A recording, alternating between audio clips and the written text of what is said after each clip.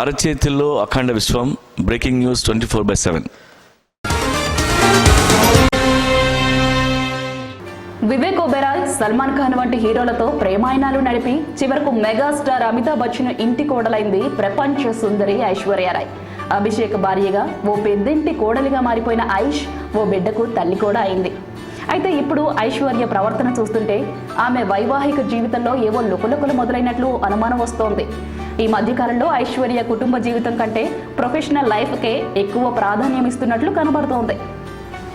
ఏ Dil high ముష్కిల్ చిత్రంలో రణబీర్ కపూర్తో శృంగార సన్నివేశాల్లో నటించడం అమితాబ్కి కోపం తెప్పించినట్లు వార్తలొచ్చాయి. అంతకు ముందు నుంచే అత్తగారు జయ బచ్చన్తో ఐష్ కోల్డ్ వార్ నడుపుతున్నట్లు సమాచారం.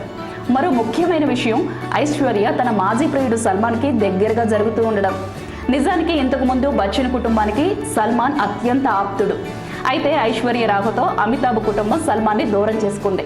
అలాంటిది ఇప్పుడు అతని సినిమాలో హీరోయిన్గా నటించేందుకు ఐశ్వర్య గ్రీన్ సిగ్నల్ ఇచ్చింది. ఐశ్వర్య తీసుకున్న ఈ నిర్ణయం ఆమె వైవాహిక జీవితంపై తీవ్ర ప్రభావం చూపుతుందని బాలీవుడ్ విశ్లేషకులు అభిప్రాయపడుతున్నారు.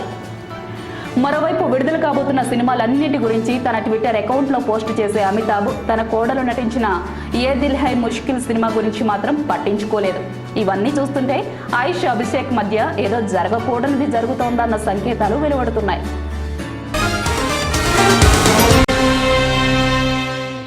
భారత సరికొత్త విజ్ఞాన ప్రపంచంలోకి అడుగుపెట్టింది. డిజిటల్ యుగానికి ఇంకా సమయం ఉన్న అంతకన్నా ముందే జెడ్ స్పీడ్తో కాదు 4G స్పీడ్తో వచ్చేసింది.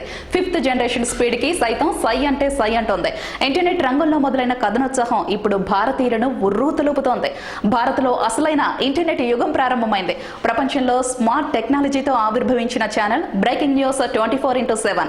వైఫై యుగంలో మరో వండర్కు శ్రీకారం చుడుతూ సరికొత్త చరిత్రకు శ్రీకారం చుట్టిన ఈ ఛానల్ని ప్రధాని Narendra Modi dream project digital ఇండియాకు, డిజిటల్ తెలంగాణకు శ్రీకారం చుట్టిన రాష్ట్ర ఐటీ మంత్రి కేటీఆర్ కి అంకితం ఇస్తున్నారు. Breaking news 24/7. అరచేతిలో అఖండ విశ్వం.